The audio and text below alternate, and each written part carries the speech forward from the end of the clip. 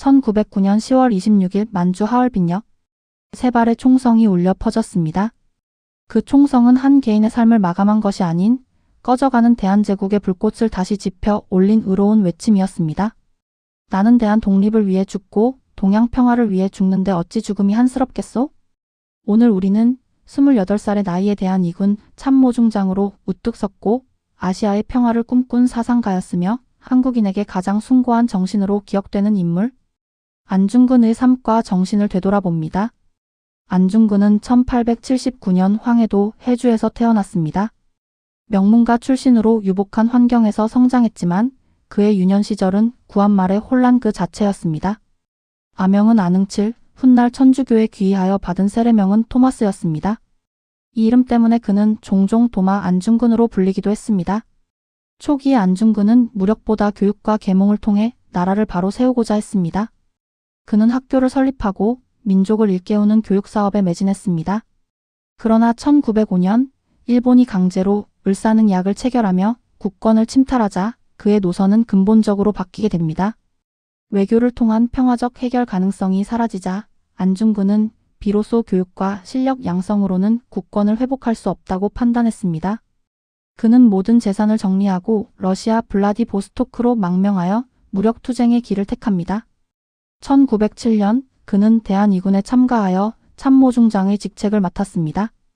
군인으로서 그는 국경을 넘어 함경도 일대에서 일본군과 치열한 전투를 벌였습니다. 특히 1908년에는 100여 명의 부하를 이끌고 두만강을 건너 국내 진공 작전을 감행했습니다. 안중근 의사는 단순히 싸우는 군인이 아니었습니다. 포로로 잡은 일본군 병사들을 석방해 돌려보내는 국제법과 인도주의에 입각한 행동은 당시 일본의 야만적인 침략 행위와 대비되며 그의 인격을 증명하는 사례로 남았습니다. 그의 가슴 속에는 침략의 원흉인 이토 히로부미를 제거해야 한다는 강렬한 사명이 자리 잡았습니다. 이토 히로부미는 초대 한국 통감이자 을사능약 등 한국 침략을 주도한 핵심 인물이었습니다. 안중근은 이토를 단순히 개인적인 원한으로 제거하려는 것이 아니었습니다.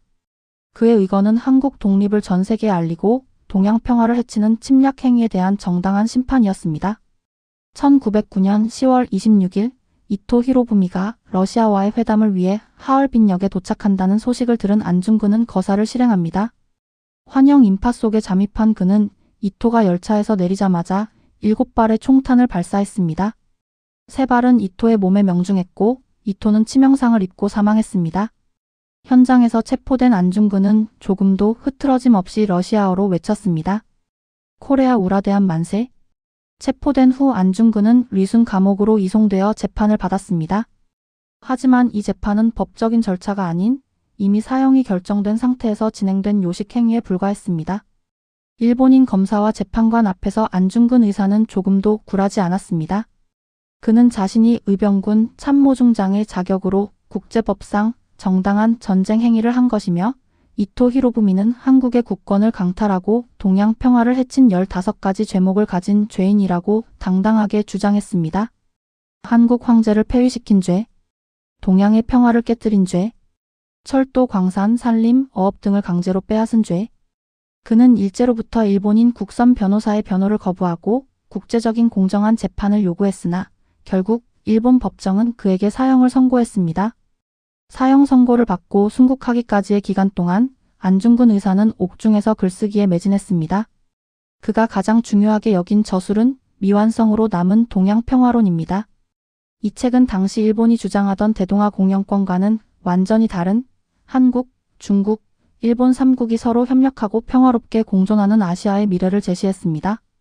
그의 구상은 매우 구체적이고 진보적이었습니다. 3국의 대표들이 모여 평화회의기구를 만들고 위순과 같은 중요 거점을 공동 관리하며 공동은행을 설립해 경제를 발전시키자는 내용이 담겨 있었습니다.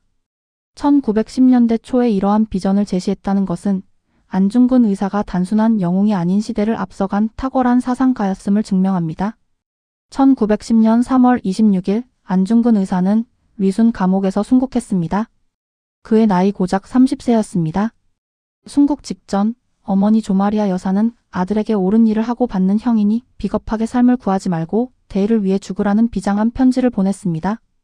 순국 전 그는 자신의 유해를 한국이 독립하면 고국으로 옮겨 묻어달라는 유언을 남겼습니다. 하지만 일본은 그의 유해가 독립운동의 성지가 될 것을 두려워하여 매장지를 공개하지 않았습니다. 오늘날까지도 그의 유해는 찾지 못하고 있습니다. 나라의 독립을 위해 몸을 바쳤던 영웅은 100년이 넘도록 고국 땅에 돌아오지 못하고 있는 것입니다. 안중근 의사의 삶은 짧았지만 그가 남긴 정신은 우리 민족의 심장에 영원히 새겨져 있습니다. 그의 정신은 단순한 복수심이 아닌 동양 평화라는 숭고한 대의를 위한 희생이었습니다. 1일 부독서 구중생 형극 -하루라도 책을 읽지 않으면 입안에 가시가 돋는다.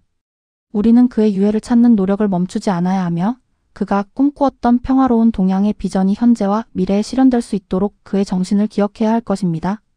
지금까지 안중근 의사의 일생에 대해 알아보았습니다. 시청해 주셔서 감사합니다.